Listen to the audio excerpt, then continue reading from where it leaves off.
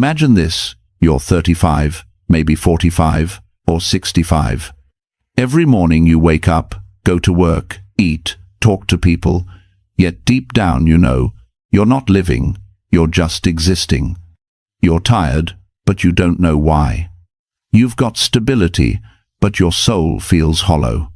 You share your life with someone, yet there's no real connection anymore. Everything moves on autopilot, as if you've been sleepwalking through your own life. And one day, you look in the mirror. You see a stranger staring back, dull eyes, heavy shoulders. A voice inside whispers, "Where did I go?" But what you're feeling isn't just a problem of the modern world. Marcus Aurelius, the most powerful man alive, once wrote in Meditations, how much trouble he avoids who does not look to see what his neighbor says or does. Seneca, one of Rome's wealthiest men, confessed he wrestled with anxiety, anger, and the sense that time was slipping away. And Epictetus, a slave-turned-philosopher, taught that freedom is not achieved by having everything, but by needing less. 3 men, 3 paths, 1 timeless truth. If your mind is lost, begin with the mind. If your body is broken, begin with the body. If your heart feels empty, begin with the heart. 3 brutal rules. 3 roads to rebuild yourself. 3 levels of rebirth. These are the 3 Stoic rules we're about to uncover. Principles that can rebuild your life from the inside out. But only if you're brave enough to live them. Let's begin. Rule 1. Fix the mind. Marcus Aurelius once wrote, "You have power over your mind, not outside events. Realize this, and you will find strength." Yet, today, most people have surrendered that power. Our minds no longer belong to us, they belong to the noise. News cycles, social media, endless comparison. We scroll, we react, we consume, until the inner voice that once guided us falls silent. Your mind has become a battlefield, and you didn't even notice the invasion. 1. Detox the mind. You can't build a new life using old thoughts. You can't feed your brain with junk and expect clarity. Just as a strong body can't thrive on fast food, a strong mind can't thrive on mental garbage. So here's the challenge: 7 days. For the first 30 minutes of every morning, feed your mind truth, not trash. Read philosophy. Read the lives of those who overcame the impossible. Study skills that make you sharper, calmer, more resilient. Don't call it reading, call it training. Because your mind is either your greatest weapon or your worst prison. And every scroll, every thought, every reaction decides which one it becomes. 2. Redefine the direction. Most people say, "I want to be happy. I want to be successful." But the Stoics knew happiness isn't the goal. It's the side effect of living with virtue. Don't ask, "What do I want to have?" Ask, "Who do I want to become?" When you say, "I want to lose weight," you focus on outcome. When you say, "I am someone who honors my body," action follows identity. That's not habit change, that's identity shift. Write this down. I am becoming. Then, finish the sentence not with who you wish to be someday, but with who you choose to be today. Because transformation doesn't happen in the future, it happens now, with every small decision you make. 3. Break the invisible prison. I can't. I'm not good enough. It's too late. These aren't facts, they're walls. And the cruelest part? You built them yourself. The Stoics called this ascent the act of agreeing with the lies your fear whispers. But the moment you stop agreeing, you begin to break free. Write down the 3 beliefs that hold you back. Then rewrite each one as a declaration of power. I don't have time becomes I'm learning to prioritize what matters. I'm not smart enough becomes, I'm developing the skills I need. It's too late becomes, every moment is a new beginning. Each rewritten sentence is a hammer striking the wall of your old identity. Each word a crack that lets light in. 4. The mind training ritual.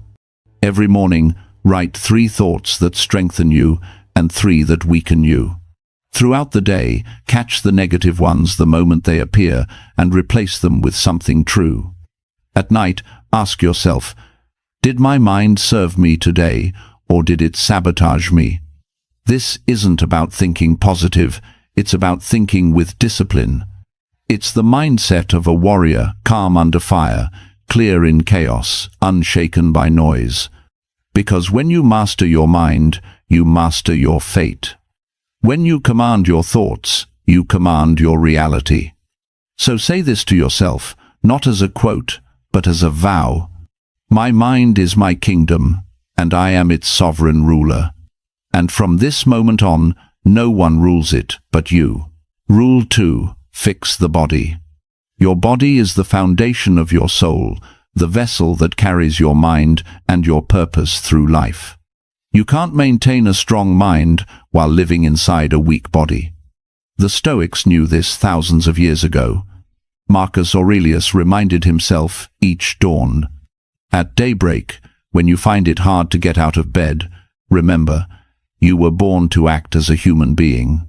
And so he rose, not because it was easy, but because discipline was his nature. 1. Nutrition is discipline. Your body is not a trash bin. Every bite you take is a choice to strengthen yourself or to sabotage your potential. Before every meal, ask yourself, will this bring me closer to the person I want to become, or keep me chained to who I used to be? Don't aim for dieting, aim for awareness. Because when you control the fork, you begin to control your life. You don't have to chase perfection, just consciousness. Every conscious choice rewires the connection between your body and your willpower. Food can either fuel your purpose or feed your weakness. Choose with intention. 2. Sleep is the energy of wisdom. Seneca once warned, it's not that we have a short time to live, but that we waste much of it. Every late night you trade for another episode, another scroll, another distraction you steal from tomorrow's strength. No one ever built greatness with a tired mind and a foggy soul. Sleep is not laziness, it's recovery. 7 to 8 hours every night, not as a luxury, but as a ritual of self-respect. When you sleep well, your thoughts sharpen, your emotions balance, and your willpower resets. Protect your rest like a warrior sharpens his sword, because your future depends on how you restore today. 3. Movement is emotion. Emotion lives in the body, and it stagnates when you stay still. You're anxious? Walk. You're angry? Run. You're lost? Lift something heavy. Breathe deeply. Feel your heart beating again. Epictetus, though crippled, taught, no great thing is created suddenly. So move daily, even for 20 minutes. No gym needed, no expensive gear, just discipline. Climb the stairs, do squats, stretch, take cold showers.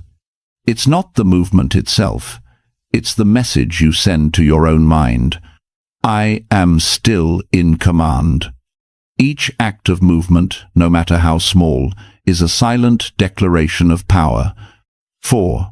The practice of voluntary discomfort. The Stoics had a sacred idea, voluntary discomfort, choosing hardship on purpose to grow stronger. Seneca would sleep on the floor, just to remind himself he could live without luxury. Marcus trained his body in the chaos of war, not in the comfort of palaces. And you? Every time you choose ease, you teach yourself to break promises. Every time you choose challenge, you teach yourself to trust your own strength.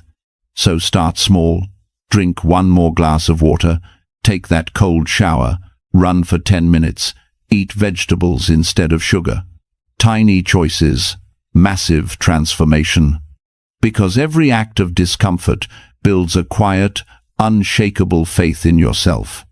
Write this down, not as motivation, but as devotion. My body is my temple, and I am its loyal guardian. Now, rise and act like it. Rule 3. Fix the heart. Have you ever felt empty, even when life looks fine from the outside? That's not weakness. That's a silent signal your heart has gone numb.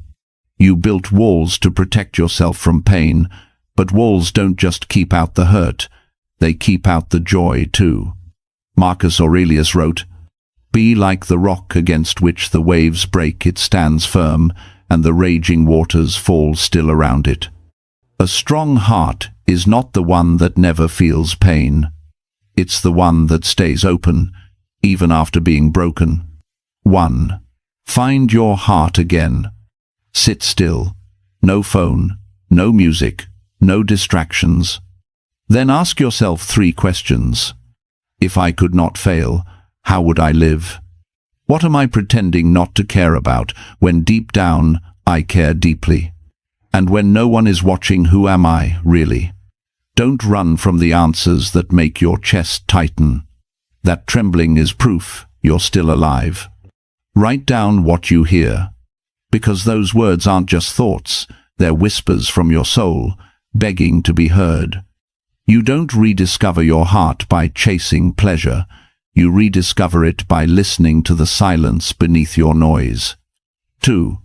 Let go of the weight. Your heart carries too much luggage from the past. Anger, guilt, regret, fear, disappointment. Those things aren't you, they're just stories you've been replaying for too long. Epictetus once said, "It's not what happens to you that hurts, but how you react to it." So tonight and for the next 30 nights, write one thing you forgive. Forgive a person, forgive yourself. Not because they deserve peace, but because you do. When you let go, you don't become weak, you become weightless. Forgiveness isn't surrender, it's liberation. It's the art of putting down the chains you were never meant to carry. 3. Live with purpose. A heart without direction will always wander in darkness. The Stoics called it sympathia, the idea that every soul is connected to every other. Marcus wrote, "What harms the hive harms the bee." You were never meant to live just for yourself. The heart beats to serve, to give, to connect. Purpose is not something you find. Purpose is something you create through action. So, pay attention. When do you feel most alive? When you help someone, when you create, when you teach, share, or love. Those moments are clues, the compass of your heart pointing you home. Start small. Help one person. Create one act of kindness. Don't wait for perfection. Start with sincerity. Because a heart that gives never runs empty. It expands, it overflows, it becomes unbreakable. Write this down and mean it. My heart doesn't just beat to live. It beats to love, to serve, and to connect. And when you live that truth, your heart will never go numb again. Now that you understand the essence of the 3 principles, the question is, are they connected? These 3 rules do not stand alone. They form a circle of rebirth. When you fix your mind, you give direction to your body. When you train your body, you build strength for your heart. And when you open your heart, you fuel the fire that keeps your mind alive. The mind is your compass, the body, your vessel, the heart, your flame. If one collapses, the journey falls apart. But when all 3 move in harmony, you become unstoppable. Marcus battled anxiety. Seneca doubted himself. Epictetus lost his freedom, yet found inner peace. None of them were perfect. They were simply relentless. Each day, one choice, one step forward, and that was enough to change history. You don't need to be flawless. You just need to show up every single day and stay loyal to your path. Let me tell you a story. A few years ago, a man named James hit rock bottom, burned out at work, disconnected from his family, drowning in self-doubt. One morning, he decided to rebuild himself the Stoic way. He began by fixing his mind 30 minutes of reading Marcus Aurelius instead of scrolling. Then his body cold showers, daily runs, disciplined sleep. Finally, his heart forgiving his father, volunteering at a shelter, learning to love through service.